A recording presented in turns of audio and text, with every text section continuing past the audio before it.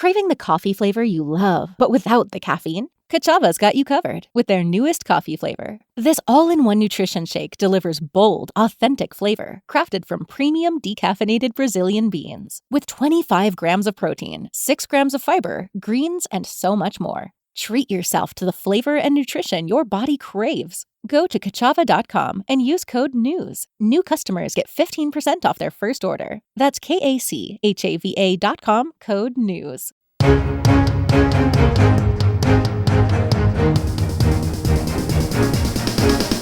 It's Friday, April 3rd, 2026, and this is the Washington Times front page. Thanks for joining us. I'm George Gerbo. President Trump has fired Attorney General Pam Bondi. Kerry Pickett reports sources said the president met Wednesday with Bondi before his remarks to the nation on the war in Iran, during which she was informed of her firing. Bondi's time leading the Justice Department was often overshadowed by its handling of the release of files related to Jeffrey Epstein and its investigation into the late convicted sex offender. She's the second Trump administration official in recent weeks to be fired after Kristi Noem was fired as Homeland Security Secretary. Deputy AG Todd Blanche will lead the Department of Justice following Bondi's exit. The Pentagon is deploying the full spectrum of military forces for maximum optionality in the Middle East. John Seward reports Secretive Special Operations Forces, the Army's 82nd Airborne Division, and Marines are headed to bases in the Persian Gulf in preparation for a possible end to the war. The full menu of missions available will include the possible seizure of key Iranian islands crucial to its energy sector and more complex operations targeting Iran's nuclear materials. Military analysts and insiders say it's a clear shift away from a purely bombing and clandestine campaign and toward a full-spectrum warfare approach. Texas Senator John Cornyn is trying to convince state Republicans that Attorney General Ken Paxton is too big of a gamble for the Republican Party in November. Seth MacLachlan reports GOP members in Washington have urged President Trump to endorse the longtime senator, but the president has kept his distance. His reluctance has become a quiet force in the race, blunting Cornyn's warnings and giving Paxton room to maneuver.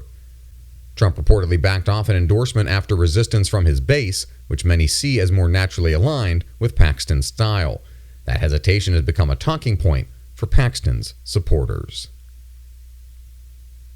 A recent report adds to a growing rift between the White House and anti-abortion advocates over abortion pills, which have driven a nationwide increase in abortion since a key Supreme Court decision in 2022.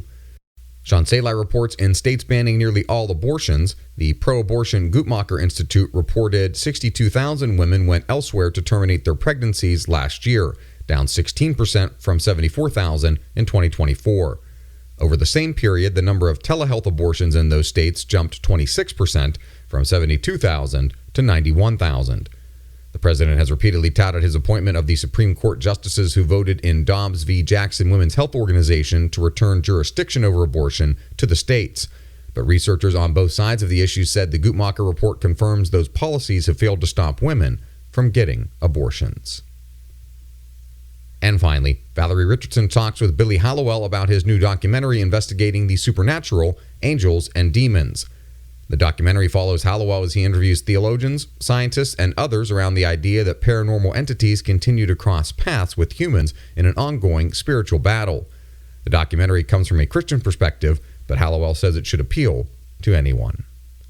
Find all of today's front page stories at WashingtonTimes.com/front page or on the Washington Times app, and find us wherever you get your podcasts. You can also find us on social media at Wash Times for breaking news, sports, commentary, and more. For the Washington Times,